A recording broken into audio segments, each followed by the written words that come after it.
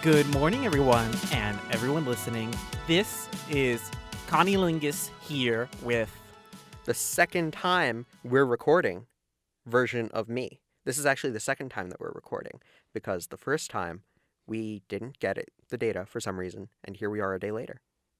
also known as Peter, here for another edition of the same edition of WNYU's very own. Category is Dragcast Extravaganza. And on this great episode, we're talking Season 11, Episode 8, again, and doing some NYC Pride event recommendations in lieu of Pride coming up in the coming months. Again. It's a while away, but hey, it's never too early to talk about Pride. Capitalism. Or Pride, sure. But before we get to that, let's talk about the episode. Starting with the wonderful, absolutely marvelous mini challenge, Pitch a Book. So first they have the whole self-plugging thing. I made a joke about that last episode, but I really don't want to make that joke for the third time. So, look, the self-plugging was, I guess it was a little cuter this time. But still, it was like kind of... It was a little more self-aware self-plugging, and it was self-plugging for the sake of introducing a challenge. So it was a nice challenge. Yeah, I was being a little sarcastic introducing it. I liked it. But it had some fun moments. I thought Vanjie's was really fun. Vanjie forgetting her name was appropriately fun. Her forgetting her name and... something along the lines of how to walk backwards, something, all you bitches. So, it was very fun.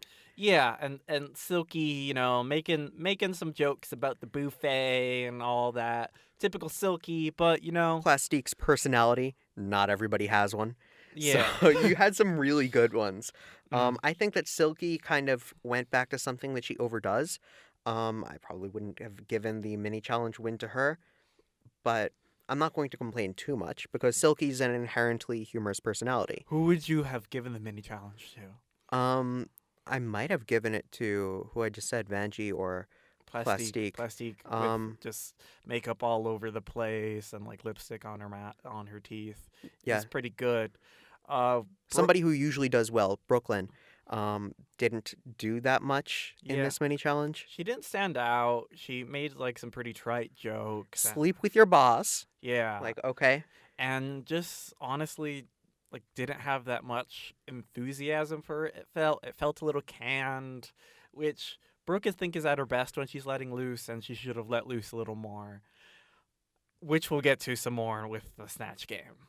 So yeah, Silky won the mini challenge. The gift was Postmates related, which was great. Presented by Morgan McMichaels, who was there for not even a minute. Yeah, she was, I guess she was, I'll put a non-zero amount on her being there because she was filming like with Trixie and Katya to film an episode of or one of the other WoW Present shows that no one cares about because it's not Trixie and Katya's show. She did the ping pong ball thing. Yuck, yuck, yuck. But hey, I will say, at least the gift was something practical, something someone would use, and Postmates isn't going away anytime soon. They often give away gifts for companies, that like tank or like you never hear from, but Postmates gifts, that's useful. So moving on from that, we got some workroom shenanigans, which I think could be broken down into two things.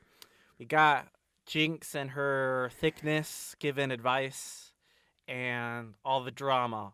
We'll start with Jinx's thickness because I love Jinx and I love her thickness. Jinx is cool. He really does like the thickness. She looks good with a little bit more meat on them bones. You do you. If you don't want to have the meat on your bones, that's cool too. That's true. But she looks happy. Yeah, that's true. She does look happy. And it's always nice to see her just back, just doing anything really, and just back on the show. I feel like she's one of the queens that's kept a low profile more or less since her season and since her win most of all. She certainly seems to have. You don't see her out and about everywhere. Yeah, so it's nice to see her back and see her back in a way that made sense. Like Morgan McMichaels was kind of just there because, hey, we have Morgan McMichaels. Jinx was there because she was good at Snatch Game and she could offer some good advice, and they were talking about Snatch Game. So it made sense that she was there. She offered some pretty sound advice to people. I would say so. Though I wish there was like a more even spread of like the commentary she gave, because like they showed everyone, but there's some people that I barely even remember her talking to. Like I barely remember. Like I think they gave Akira like a minute. They gave like Suga a minute. It would have been nice to see it a bit rounded out. They did spend a lot of the time on queens that didn't seem to have a direction. Yeah, and then that was only exaggerated by their lack of direction in the actual Snatch Game, which we'll get into for sure. And then the other, I guess, important workroom shenanigan with all the drama. All you drama fans out there, this was a particularly good episode because it's like Avengers Endgame. For everybody who didn't watch the entirety of the last week's Untucked, this was really important. Because I think, first of all, we're seeing that Untucked is crucial to the show's plot. In the past, it hasn't really been. It's just kind of a, hey, cool, if you want this extra content, then here you go. But now Untucked is seriously essential to understanding what's going on in the background, and I think that it's really important for context. Yeah, and it's good that the show is giving them context instead of just talking about it and just assuming, oh, they watched it. Because, like, for example, there's a lot of people that probably aren't watching it because if you buy it on iTunes, you have to buy Untucked separately. You don't get Untucked as part of the episode. So some people are missing it out. So, yeah, lots of Untucked related drama. It was the Avengers Endgame to the Avengers Infinity War. Being topical. Hashtag I don't really know topical. how that fits, but anyway. The Untucked was Infinity War, setting up the drama. And then this was the end game. Yeah, but this is not the end. This is not the end of the drama It was the end game for some of the drama. For example, for the Evie and Vanjie drama. We don't know that. For the most, well, it temporarily tied loose ends, just like Avengers Endgame is going to temporarily tie the loose ends for the Marvel Cinematic Universe. We all know that there's going to be more of it to come. But for the time being, it seems like it's a thread tied up. So yeah, it was nice to see Vanjie and Evie make up after, how ham they went. Look, I've said before, it's really nice to see that Evie is a genuinely honest queen. I do think that she needs to improve in her delivery of criticism, because I do think that there's being honest, and then there's being honest, but also having a heart. Now, that being said, I think Vanjie took that criticism way too far, because if anybody kind of needed a slap in the face right there, it's Vanjie. It's Vanjie. Vanjie has not had a very good last several weeks. She's been in the bottom for a whole ton of weeks in a row. Yeah. She still needs a slap in the face, honestly, as we'll continue, as we'll bring up in a little bit. But so that drama was resolved temporarily, but drama that hasn't been resolved is the Silky and Evie drama. Yeah, it's still going. Evie calls Silky talentless and untucked, because Silky's kind of coming for Evie. Now I get it. Silky's totally coming for Evie, and it's kind of unwarranted. Calling Silky talentless I don't really think is accurate, though. Yeah, I don't think that egregious. If Silky's untalented, like Latrice Royale is untalented. I still think that comparing Silky to Latrice isn't really fair. I think that everybody looks at Latrice in the context of All Stars 4, and they need to look at Latrice in the context of Latrice. Don't forget All Stars 1. Okay, we all forget All Stars 1, okay? No, we are forgetting that. That's true. But when we take a look at the Silky drama, it's like, yes, Silky definitely has her problems. She definitely isn't bringing a competitive attitude, as I've said before. But she's gonna have to bring it after after she saw this lip sync, okay, which we'll get into that. We'll get into that. But Silky is definitely attacking all the queens around her. She's throwing shade left and right. Yeah, she's making that television. She still likes that now. Like, but in the beginning, kind of felt like she was making good television self-awaringly.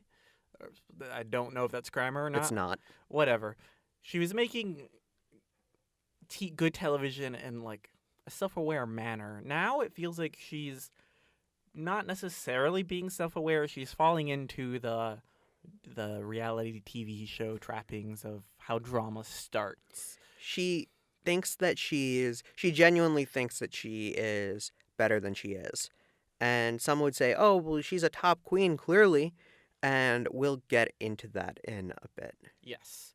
Let's talk Snatch Game. Snatch Game. So I want to give a quick disclaimer before we talk about Snatch Game, because I feel like every single time we hear, oh, this season's Snatch Game was really underwhelming and one of the worst Snatch Games ever. And I think that when people say that, that's because they're forgetting that we have such high standards for Snatch Games. We've had just a few seasons with some really, really great performances. And I also think that people just don't quite understand how difficult it is to do well in Snatch Game. Look, you have to take a character that isn't too big, but also isn't absolutely obscure.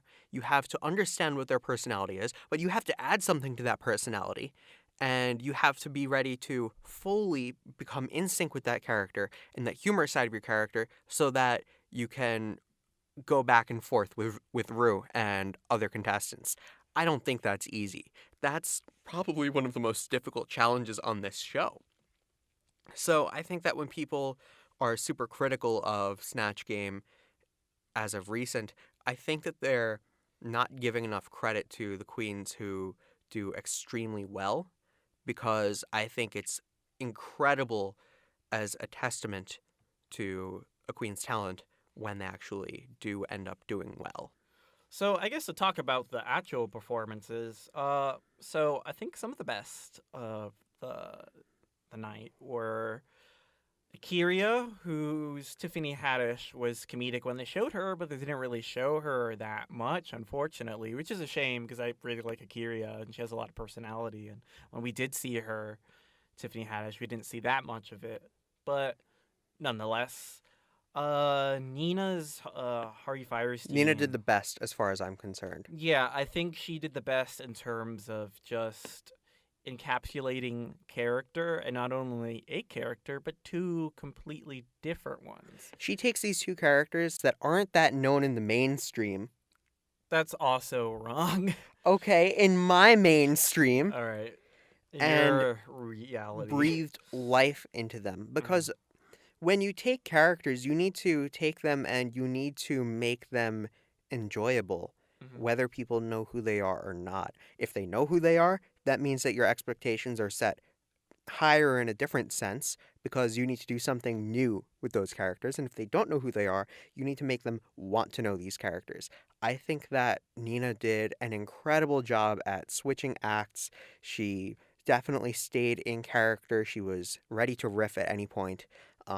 I think that Nina did the best on this performance. Yeah, I agree for sure.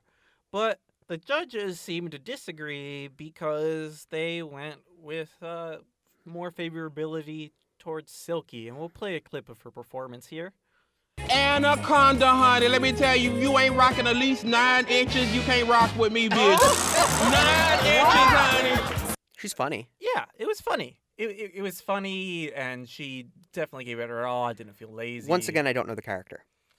But nonetheless, I think there's an argument to be made that because it's a character that resembles Silky pretty close, it doesn't feel as impressive as somebody like Nina's. Nina's who does characters that don't necessarily feel like Nina's inherent character.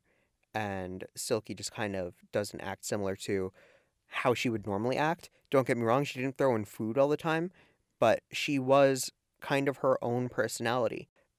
I know that we don't really have any middle-of-the-road queens. I guess you could give a middle-of-the-road mention to Suga, who... Yeah, her Charo was very... I'm Hispanic, by the way, so I should be ashamed of how I pronounce Charo. I'm surprised we're how many episodes into this show, and if you only just mentioned that. Nonetheless, her Charo was... It was fun. It was fun, and there seemed to be a lot of love for the character. But it wasn't anything special. For sure. In terms of the awful, I want to hear your thoughts on Plastique, because I know that you criticized her from doing the Asian nail technician stereotype before, and she went all out on that this week, and I want to hear what you're going to say. I find it just incredibly just lazy, and it shows, I think, to some extent, a lack of talent on her part to diversify her sense of humor and her way that she goes at comedy. If she thinks that playing an insensitive racial stereotype is the only way she's gonna get laughs, then I think that shows something about her character and about her just ability to stand out and perform. It was just disappointing and honestly just kind of disgusting to me. Some would say that, she can't do it because it drags the entire race down, and she doesn't speak for her entire race. And yeah, there are valid arguments there too. But the thing I'm most concerned about is the fact that it seems to be one of her only characters. And if she wants to have variety, if she wants to actually do well in this show and have variety, she needs to show it. And I don't feel like we've had enough variety. I'm still waiting for her to fully break out of that pretty phase. You saw a bit of it with the mini challenge where she had the makeup all over the place. Yeah. But it was kind of like a pretty gone wrong sort of thing, not a genuinely different look. Yeah. I mean, you don't only have to do pretty on this show. I agree. And similarly, you can't just stick to one character with one voice. And Plastique has so far stuck to one character and one voice. And I want to see something different from her because I like her. I agree. It was bad, but the one thing I'll say, at least it was not as bad as Gia's.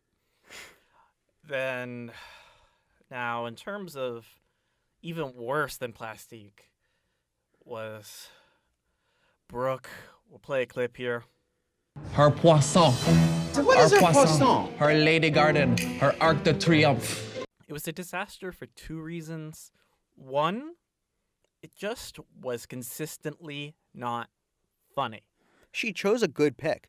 Celine Dion is not a bad choice. She's a big name, but there's a way to bring such a big name out of that person's shell and make them larger than life, even if they sometimes already act that way. I think you really saw that with All Stars 4 when you had both Trinity the Talk as Caitlyn Jenner and Manila Luzon as Barbara Streisand, especially Manila's. I thought that really brought the character into this larger than life parody, and that's not what Brooke did at all. Brooke was clearly not in her element here, and I've said before I've criticized Brooke's lack of personality. Some people have pushed back on me for that and said, that's not necessarily true. She has personality because she's elegant.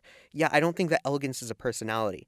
I think that there's a distinct personality that you need to bring to your performances, and I think that most queens have kind of brought something similar to that. Some of them who haven't stood out, maybe I don't get it from them as much, but they still seem to show some sort of personality, and what Brooke did here just felt like she was floundering, trying to grasp for something. She needs to redeem herself and show that she can act and that she isn't just a pretty face with pretty moves. Yeah, I agree. And for all I've said negatively about Aquaria, at least she could hold her own in acting challenge and being funny. She was never as bland as Brooke ever was, and it was actually pretty good, competent. So, Brooke, can you just step it up to Aquaria's level, please? Just Aquaria's level. I don't need that much. Go beyond Aquaria's level. Oh, yeah. She can. Yeah, hopefully. The other disaster we need to talk Evie. about, Evie. We'll play in another clip here. Anytime I go to the beach, I make sure to medicate. And so, much like Nikki, I know that her joints are always wet. Oof. Oof. Oof, oof. How was this Evie? Evie is this person who's trying to be this unique queen, and I've thought that Evie would fall apart when her uniqueness just absolutely destroys her because she does something weird. And I think that's what you'll see from her later. But in Snatch Game, she just didn't go for weird. She was just like, oh, I'm going to choose Whoopi Goldberg. Wow. First of all, what an underwhelming character to choose. She already has a big name for herself as being the host of The View, so she already does talk shows and similar things normally. Okay? And she already has a big personality. How are you going to change that big personality? You can do it. I'm sure that you can. It's tough. And not only did Evie not do it, she just did nothing with the character. She just made it into a nobody. And that was a serious issue. Yeah, it just felt like she was unprepared and she just didn't. I understand trying to go against type, but at the same time, they're not going to grill you for it in Snatch Game if you're embodying the character, but the character is kind of in your vein. If she would have done a Vampira, an edgy character like a Vampira, it would have been fine. Last but not least, Vanjie was, she didn't have any of the actual character in there. Michelle Visage criticized Vanjie for this, that she didn't have any actual Daniel Bergoli. Now, what a weird character to choose, Daniel Bergoli. Literally just pick a meme that has Hey, one look, line. it's Cash Me Outside girl, She's also a rapper, and no matter what people tell me, her rapper name is Bahad Bahabi, not Bad Baby. That's not how it's spelled, okay? I only pronounce things how it's spelled. Not doing that is stupid. So, anyways, you look at this performance. First, she has a voice that doesn't make sense at all. Then she just goes back to her normal Vanjie voice. And sure, she had these funny moments. Good for her. Happy hoopy hey. But she didn't do anything as a character. And Ross is like, oh no, but it's Vanjie. I want to see more Vanjie. And Michelle's like, that's not the challenge though. Yeah. The challenge is to be somebody else. And this wasn't a success there. She was just kind of showing off her nails and being like, I'm Miss Vanjie. It was a problem, and it was lame. Just like her runway, which we'll get to now. Category is sequins. Woohoo! Sequins, everyone's favorite. Akira Zebra. Fun stuff. It's one of the best. I loved it. Cool She brought hair. the mane back. I love the mane. Yes. Akira, keep on using the mane. Good job. Nina, playing to type. Campy American flag dress. So she looked like a Pepsi can almost. Now, in the past, I've said that Nina's outfits have a problem because they look really cheap and they look really simple, and she should really fix that. She looks like she bought it at Five Below. But then I looked like this and I'm like, no, this is good. Yeah. Okay, this was good. It did not look cheap. It looked very good. It looked professional. Yeah, Yes, it looked campy. And by the way, this was sequins. Normally, I hate sequins as a category. I just don't like sequins in general, but I also don't like how they use sequins on this show. Yeah. But Nina West did a really good job. It looked stunning. It was shimmery, but not overbearing.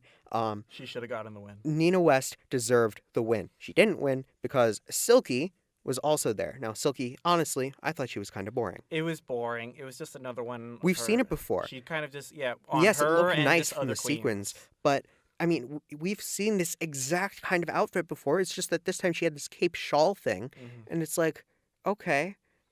She had some poofiness to it, which worked, as well as working for Suga, who had a really good-looking dress. It was really flowing. You could tell that it was tough to walk in, but it was really flowing. I don't think that Suga's Snatch Game was stand out enough to earn Suga a win, but otherwise, that pretty good. Otherwise that dress was really good. Yeah. Now, let's talk about the best of this runway. So we already mentioned two. But the best of this runway. Brooke. Okay, she walks out. I have notes here. I take notes. And I just have whoa for my notes for Brooke, because she just comes out and she's rocking this sort of afro thing. It's like, oh, cool, 70s dancing. Okay, that's sequins. And she just, whoa, flips around. Everything goes flying. Everybody is shocked. That is one of the best runways I have seen. I can't quite verbalize how incredible it was. She did bring personality to this. You could tell in the way that she was walking around and she was posing, and she went all out, and she needed to this week. In terms of runway presentation, it's probably the best they've It's the best I've seen on this show. For sure, 100%. I guess to So we mentioned in terms of worst. Plastique is already. wearing another corset.